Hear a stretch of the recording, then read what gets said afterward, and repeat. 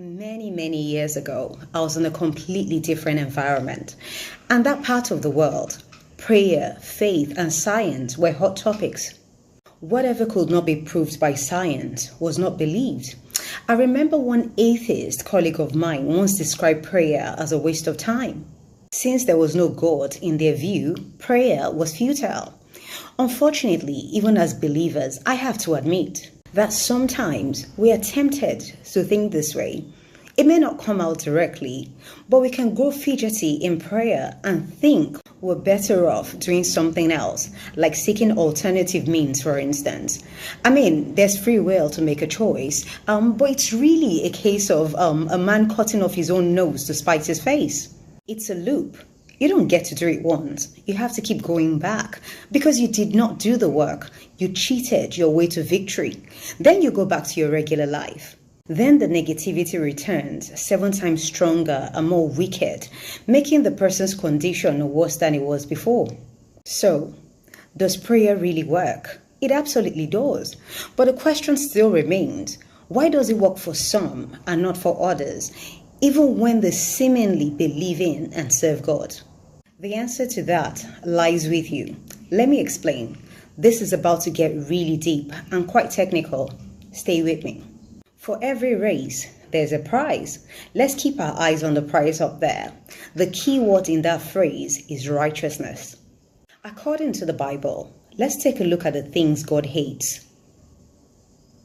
Now, let's take a look at the deadly sins. Do you agree that should you remotely practice any of these things, you're not in alignment with that phrase up there? Correct? Please don't get me wrong. No one is without sin, which is why you should continually be in the state of repentance. And I know what you're thinking. It's just tiny white lies. However, when done consistently without repentance, you develop a lying tongue. Now, the problem isn't the negative words you're speaking or your negative actions. The problem is that these sins are spirits. And these negative spirits can be described as malevolent entities that influence, torment, or possess individuals. They stay with you. In 1 Kings 22, verses 9 to 23, a lying spirit volunteered to entice King Ahab, and God allowed it to ensure his destruction in battle. Let's take a look at 2 men, for example, Mr. A and Mr. B. Mr. A adheres to the verse up there, not because he's without sin, but he's constantly in a repentant state. Mr. B, on the other hand, not a bad person, but he tells lies sometimes. He's not harming anyone. He loves money.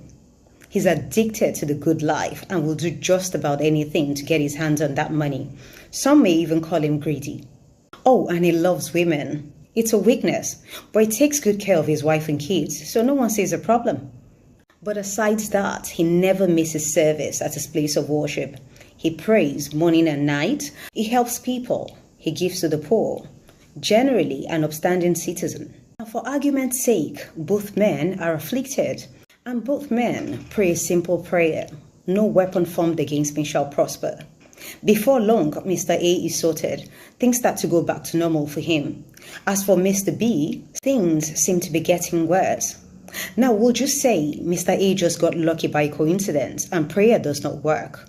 Or prayer does work, and there's a science as to why it's not working for Mr. B. Let's break it down. The weapons of warfare are not carnal. It cannot be seen or felt. It is spiritual, but they're weapons nonetheless. Think about arrows or knives or guns. They are designed to penetrate a hard surface. The difference between Mr. A and Mr. B is that Mr. A, whilst living in righteousness, has no entity attachment, nothing surrounding him. When weapons are formed and fired at him, there's no surface to penetrate. It cannot stand.